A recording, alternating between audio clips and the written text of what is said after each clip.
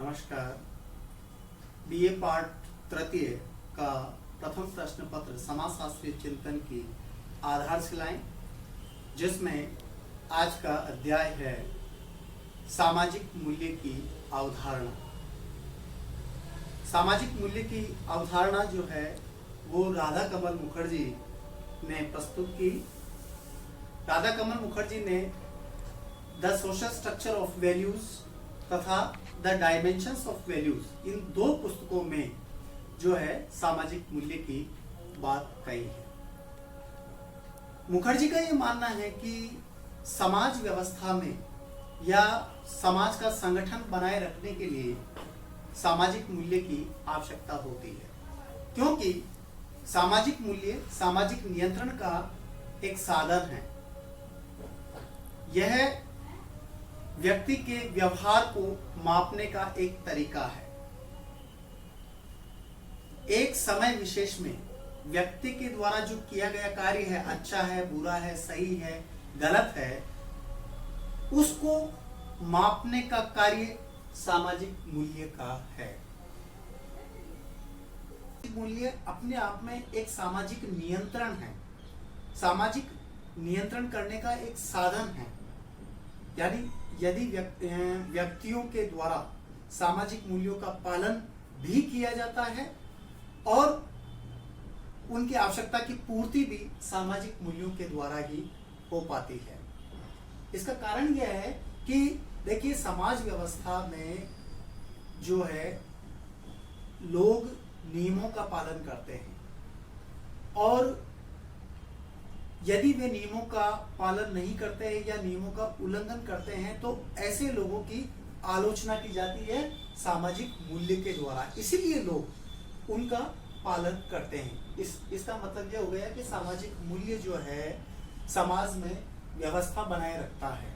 लेकिन किस रूप में?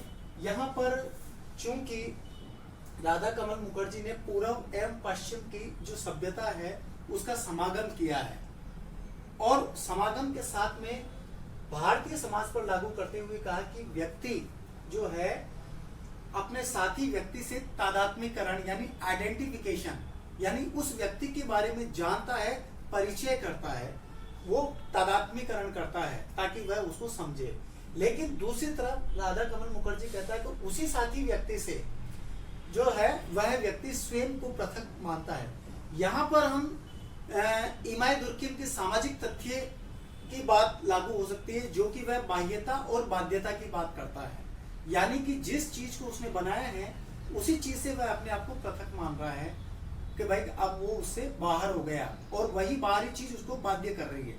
ठीक वैसा ही व्यक्ति साथी व्यक्ति से तादात्म्यकरण करता है, वहीं दूसरी ओर वह उस साथी व्यक्ति से अपने आप को पृथक मानता है। यहाँ पर राधा कमल मुखर्जी कह रहा है कि व्यक्ति मूल्यों का सृजन यानी मूल्य का निर्माण भी करता है, उसको बनाता भी है और उसे पूर्ण भी करता है।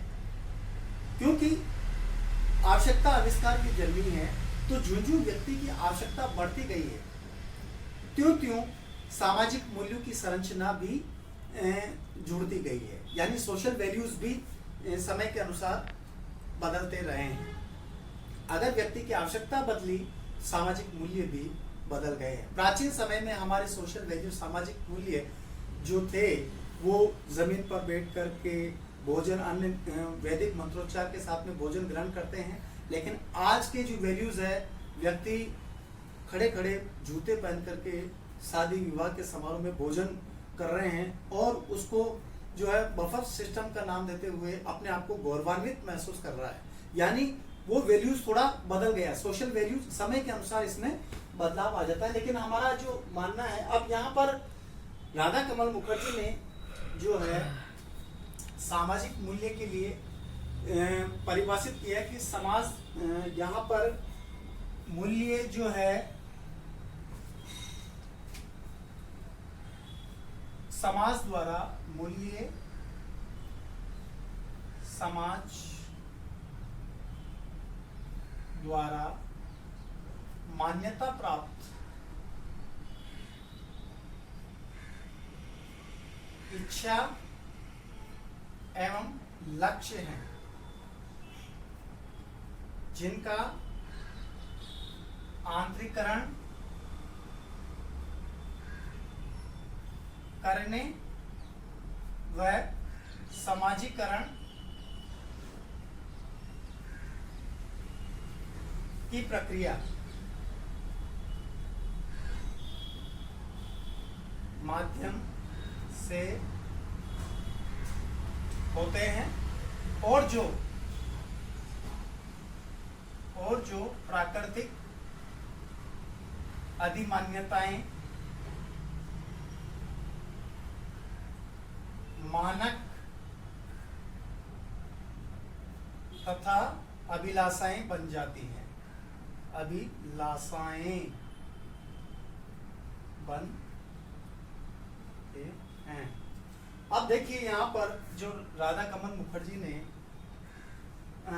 Frontiers in social science R B Singh की पुस्तक है, उसके अंदर ये उद्धृत हुआ है कि मूल्य समाज द्वारा मान्यता प्राप्त इच्छा, यानी मूल्य को समाज की संस्कृति द्वारा, यानी समाज के द्वारा उसको मानना पड़ेगा, मानना इच्छा एवं लक्ष्य है, यानी व्यक्ति इन लक्ष्यों की प्राप्ति भी करता है जिनका आंतरिकरण करने व समाजीकरण की प्रक्रिया के माध्यम से होता है, यानी सीखने की प्रक्रिया से होता है। समाजीकरण का मतलब होता है सीखना, और सामाजिक मूल्यों को सीखकर उन्हें प्राप्त किया जा सकता है। साथ में जो प्राकृतिक अधिमान्यताएं, मानक यानी मापक, मानक का मतलब होता है व्यक्ति के व्यवहार को मापने का तरीका, मानक तथा अभिलाषाएं बन जाते हैं। अभिलाषा का मतलब आपकी इच्छाएं जो है, आप ये चाहते हैं अगर हम उस वैल्यूज के अनुसार कार्य करें, तो इस प्रकार सोशल वैल्यूज के बारे में राधा कमल मुखर्जी ने प्रकट किया। जबकि हारालाम्बोस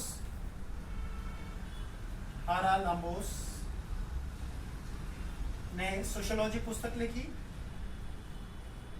themes and perspective, themes and perspectives. इसमें कहा कि एक मूल्य, एक विश्वास है, एक मूल्य, एक विश्वास है जो यह बताता है कि क्या अच्छा है, वांछनीय है। यहां पर जो है हारालाम्बोस ने कहा कि यह एक विश्वास है, यानी सोशल वैल्यूज जो है एक बिलीफ है, विश्वास है, जो यह बताता है कि है समाज में क्या अच्छा है और वांछनीय है, यानी किस अच्छे होने के साथ में व्यक्ति का व्यवहार उसके अकॉर्डिंग हो, यह बताता है। लेकिन तीसरी बात जो हम करें, Harry M Johnson, H.M. Johnson, आपने सोशियोलॉजी पुस्तक लिखी, इसके अंतर्गत जो है सामाजिक मूल्यों को एक मानक के रूप में परिभाषित किया। मानक यानी एक पैमाना, उस पैमाने के रूप में जॉनसन ने परिभाषित किया, मानक के रूप में परिभाषित किया, जो कि सांस्कृतिक भी हो सकता है, सांस्कृतिक भी हो सकता है या केवल व्यक्तिगत,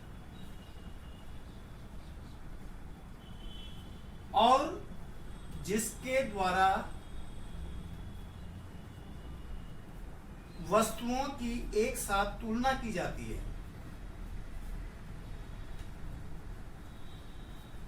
तुलना की जाती है, और वे एक दूसरे के संदर्भ में, और वे एक दूसरे के संदर्भ में स्वीकार या अस्वीकार की जाती है, स्वीकार या अस्वीकार की जाती है, वांछित या अवांछित,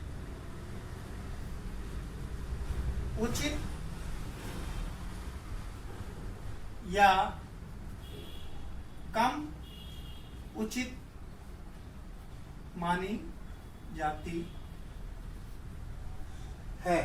तो हैरी एम जॉनसन ने जो है यहाँ क्लियर किया है कि सामाजिक मूल्यों को एक पैमाने के रूप में, एक मानक के रूप में माना जा सकता है, जो केवल व्यक्तिगत और सामाजिक, सांस्कृतिक भी हो सकता है। सांस्कृतिक इस रूप में कि प्रथा, परंपरा, रूढ़ियां, जनरीतियां, विश्वास, मूल्य, प्रतिमान, इस रूप में हो सकता है, और जिसके द्वारा वस्तुओं की एक साथ तुलना की जाती है, यानी उसके द्वारा मापा जा सकता है। तो कहने का मतलब सारांश रूप में अगर हम बात करें तो सामाजिक मूल्य एक ऐसी व्यवस्था है समाज की जिसमें एक समय विशेष में व्यक्ति के व्यवहार को उचित, अनुचित, सही, गलत, वांछनीय, अवांछनीय रूप में ठहराया जाता है। अर्थात यह व्यक्ति पर नियंत्रण की एक प्रक्रिया है, एक प्रोसेस है। किस प्रकार व्यक्ति पर नियंत्रण किया जाए, वो बताता है कि सही क्या है, गलत क्या है, अच्छा क्या है, बुरा क्या है। सामाजिक मूल्य ही समाज के अंतर्गत बताता है, और व्यक्ति इन सामाजिक मूल्यों के अनुरूप कार्य करता है, और यहाँ तक कि उसकी इच्छाएं बन जाती है कि वह इसके अकॉर्डिंग कार्य करे। इस आधार पर कुछ परिभाषाएं जो है वो ये निर्मित हुई, जिसमें राधा कमल मुखर्जी ने कहा, हराला बोस ने कहा और जॉनसन ने कहा। इसके आधार पर कुछ विशेषताएं इसमें झलकती है। सामाजिक मूल्य अगर हम कहें तो ये सामूहिक होते हैं, सामूहिक होते हैं। सामूहिक का मतलब यह है कि सामाजिक मूल्य कोई व्यक्ति विशेष की देन नहीं है, बल्कि समाज के सभी व्यक्तियों की सामूहिक संपत्ति, पूंजी होती है, यानी सभी लोग इसका पालन करते हैं, इसलिए सामाजिक मूल्य सामूहिक होते हैं। दूसरी यदि हम बात करें, सामाजिक मूल्य सामाजिक मानक हैं। मानक का मतलब यही है, जैसा कि हैरी एम जॉनसन ने इसको मानक के रूप में परिभाषित किया, कि व्यक्ति के व्यवहार को उचित या अनुचित, सही या गलत बताता है, यानी व्यक्ति के व्यवहार को मापने का एक तरीका है सामाजिक मूल्य। और इसके अलावा जो है हम बात करें, सामाजिक मूल्य में समूह में एक मतता पाई जाती है,